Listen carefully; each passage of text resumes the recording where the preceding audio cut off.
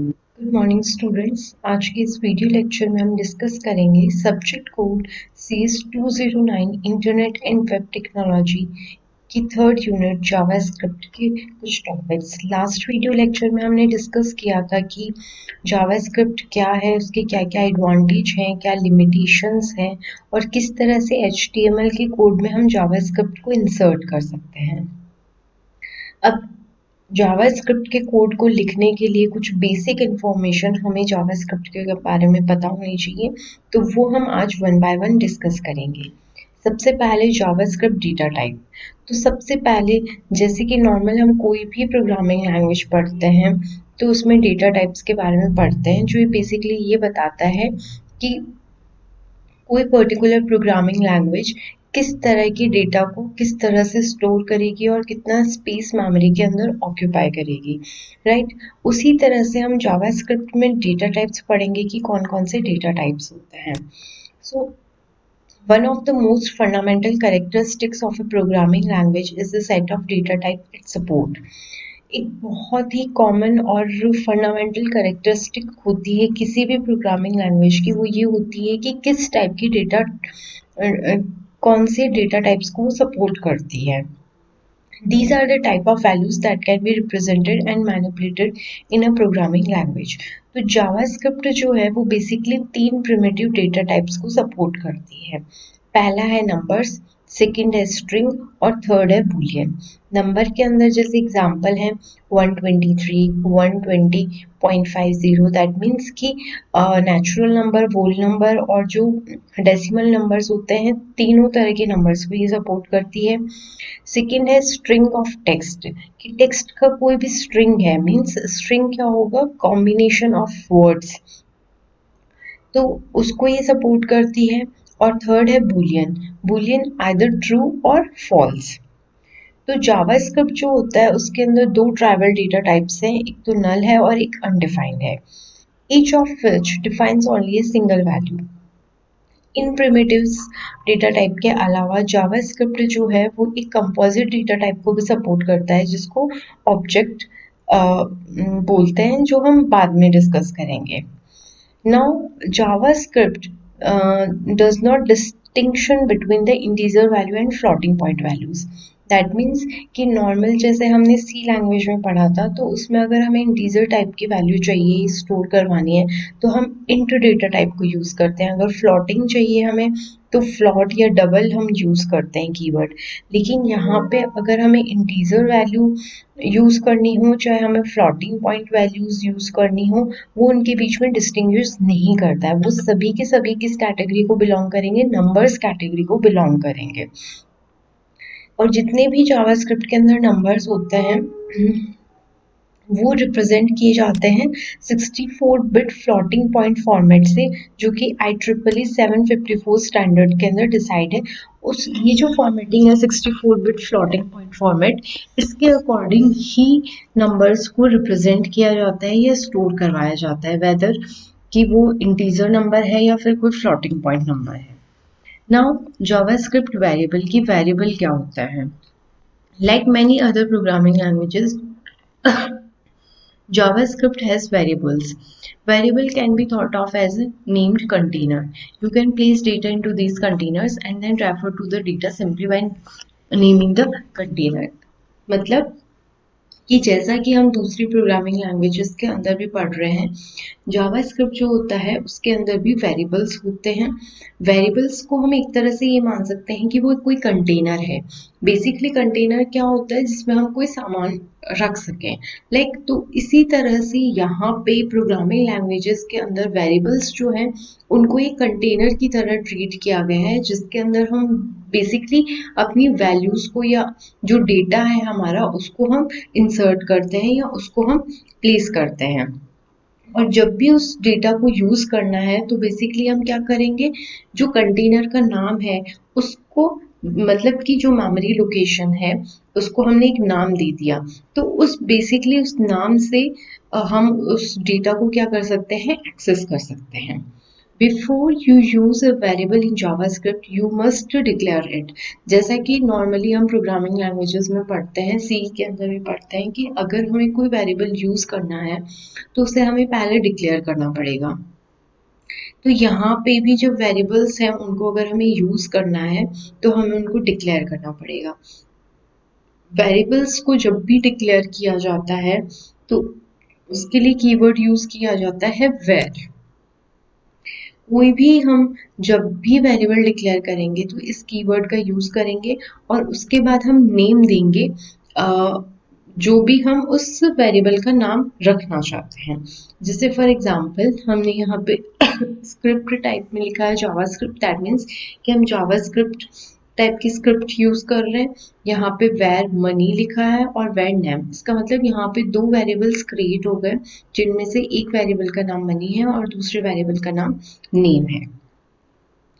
Right, you can also declare multiple variable with the same var keyword. जैसे C के अंदर हम एक ही इंटीजर कीवर्ड से बहुत सारे इंटीजर्स को डिक्लेयर कर सकते हैं, उसी तरह से यहाँ पे भी एक सिंगल वेर कीवर्ड से हम मल्टीपल वेरिएबल्स को क्रिएट कर सकते हैं, डिक्लेयर कर सकते हैं। तो हमने यहाँ पे सिंपली एक वेर कीवर्ड यूज किया है, उसके बाद में फर्स्ट वेरिएबल का नाम सेपरेट करेंगे, जितने भी वेरिएबल्स के नेम होंगे उनको कॉमा से, और लास्ट में जो एंड करेंगे स्टेटमेंट का वो हम सेमीकोलन से करेंगे। Right, storing a value in a variable is called variable initialization. देखो यहाँ पे हम सिर्फ वेरिएबल का नाम डिक्लेयर कर रहे हैं तो वो वेरिएबल डिक्लेरेशन होता है, और जब भी हम उस वेरिएबल को कोई वैल्यू देंगे या उसमें कोई डेटा इंसर्ट करेंगे, डेटा पुट करेंगे, तो वो कहलाता है वेरिएबल इनिशियलाइजेशन। वेरिएबल इनिशियलाइजेशन हम उसी टाइम पे भी कर सकते हैं जब हम वेरिएबल डिक्लेयर कर रहे हैं, और हम बाद में भी कर सकते हैं। फॉर एग्जाम्पल, जैसे कि हमने वेरिएबल मनी क्रिएट किया था, अब हम उसको वैल्यू असाइन करेंगे। तो हम कैसे कर सकते हैं, हमने दो यहाँ पे वेरिएबल किए हैं, एक तो नेम लिया है जिसको हम जब डिक्लेयर कर रहे हैं उसी टाइम उसकी वैल्यू को इनिशियलाइज कर रहे हैं, मतलब कि जब हमने डिक्लेयर किया उसी टाइम हमने उसको वैल्यू असाइन कर दी।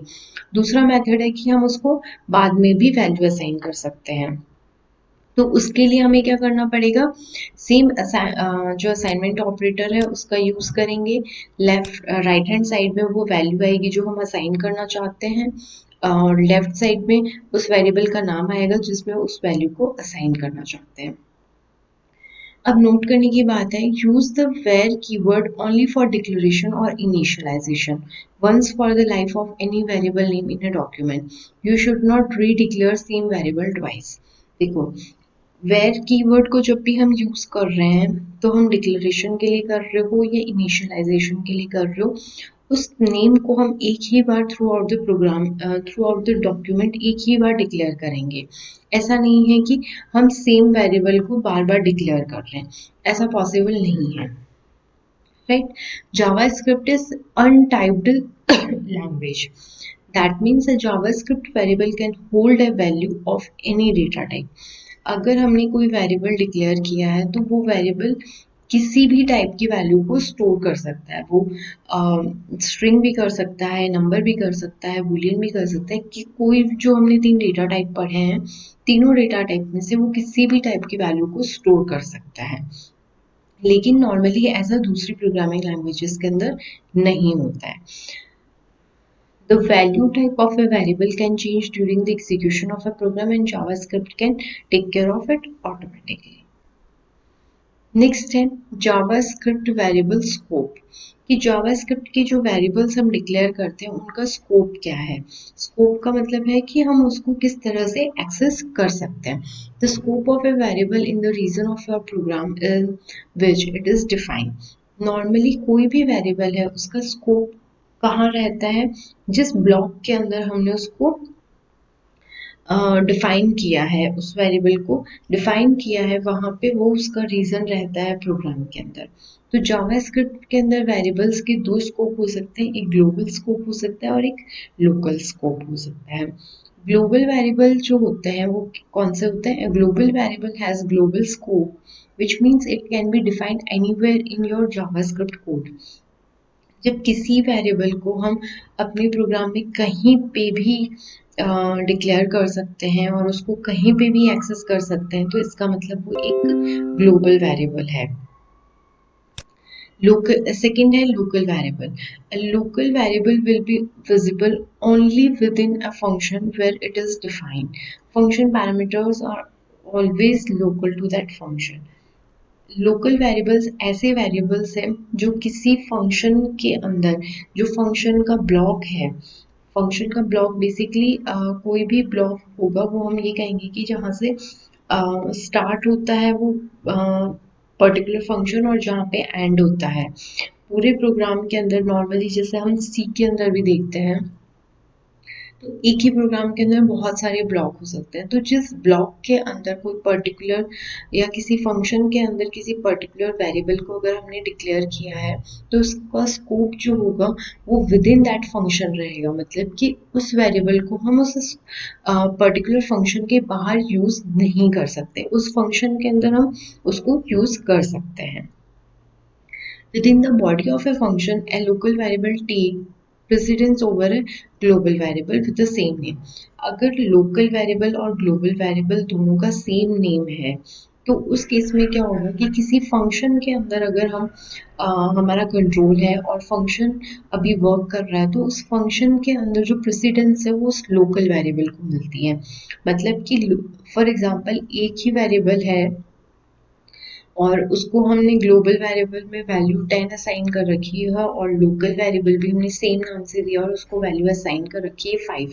तो जब भी उस फंक्शन के अंदर उस पर्टिकुलर वेरिएबल को यूज़ किया जाएगा तो वैल्यू 5 यूज़ की जाएगी, मीन्स कि जो लोकल वेरिएबल है उसको प्रेसिडेंस दी जाएगी। If you declare a local variable or function parameter with the same name as a, you effectively had the global variable. Take a look into the following example. जैसे हमने यहाँ पे क्या किया है, एक स्क्रिप्ट ली है, हमने एक वेरिएबल डिक्लेयर किया है माय वेरिएबल नाम से और उसकी वैल्यू असाइन की है global, right. Function check scope है, एक फंक्शन हमने बनाया है और उसके अंदर हमने माय वेरिएबल मीन्स सेम नाम से हमने एक वेरिएबल क्रिएट किया है जो ग्लोबल है, उसी नाम से एक लोकल वेरिएबल क्रिएट किया है, उसकी वैल्यू दी है हमने लोकल। अब है हमने यहाँ पे स्टेटमेंट लिखा है document dot write my var.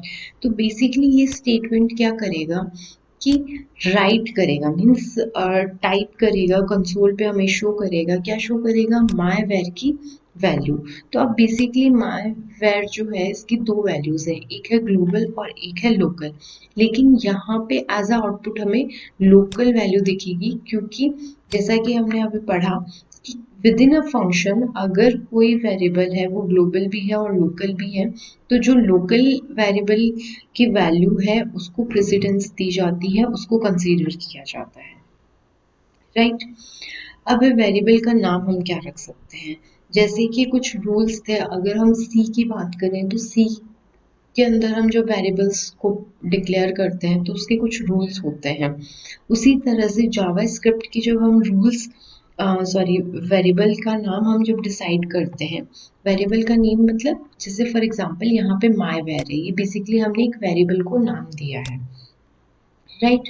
तो जब भी हम वेरिएबल का नाम डिफाइन करेंगे तो कुछ रूल्स हमें ध्यान में रखने हैं। वो क्या रूल्स हैं, पहला, you should not use any of the JavaScript reserved keyword as a variable name. मतलब कि जो कीवर्ड्स हैं, कीवर्ड मतलब ऐसे वर्ड जिनका मीनिंग ऑलरेडी डिसाइडेड है और रिजर्व है कि इस पर्टिकुलर वर्ड का ये मीनिंग है, तो उस कीवर्ड को हम as a variable name use नहीं कर सकते हैं, क्योंकि उसका मीनिंग कुछ ऑलरेडी डिसाइड है। अगर हम उसको कोई वेरिएबल का नाम दे रहे हैं दैट मीन्स कि हम उसका मीनिंग चेंज करने की कोशिश कर रहे हैं। जैसे फॉर एग्जांपल ब्रेक है या बूलियन है, ये दोनों ही क्या है, एक रिजर्व कीवर्ड का नाम है, एक रिजर्व कीवर्ड है, इसलिए हम इनको as a variable name use नहीं कर सकते। नेक्स्ट है JavaScript sorry, JavaScript variable name should not start with a numeral, means कि किसी भी नंबर से हमारा जो वेरिएबल का नाम है वो स्टार्ट नहीं होना चाहिए। They must begin with a letter और अंडरस्कोर, जैसा कि सी के अंदर भी होता है कि हम रिजर्व वर्ड्स को यूज नहीं कर सकते। दूसरा कि किसी नंबर से हम वेरिएबल का नेम स्टार्ट नहीं कर सकते।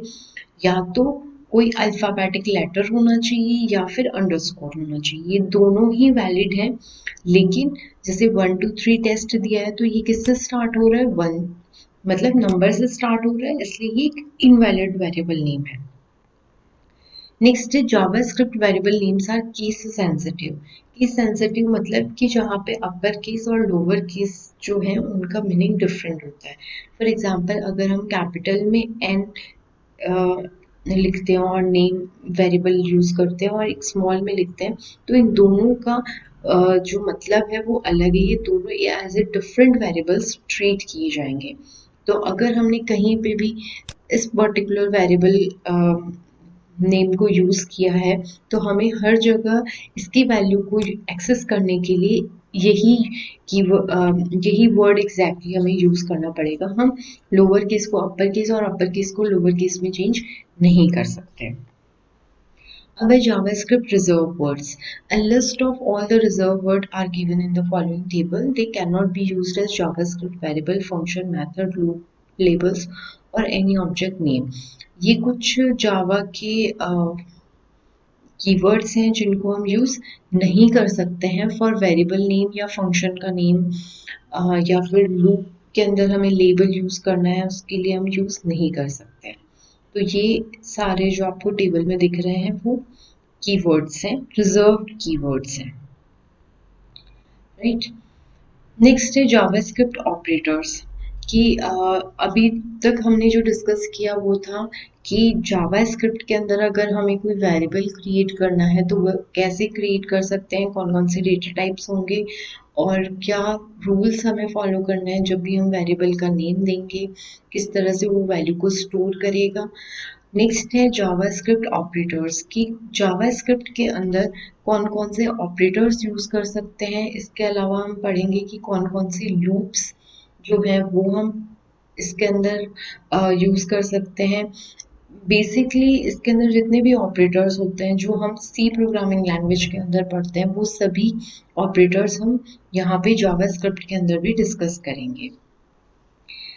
नेक्स्ट जो टॉपिक है जावास्क्रिप्ट ऑपरेटर्स वो हम नेक्स्ट क्लास के अंदर डिस्कस करेंगे।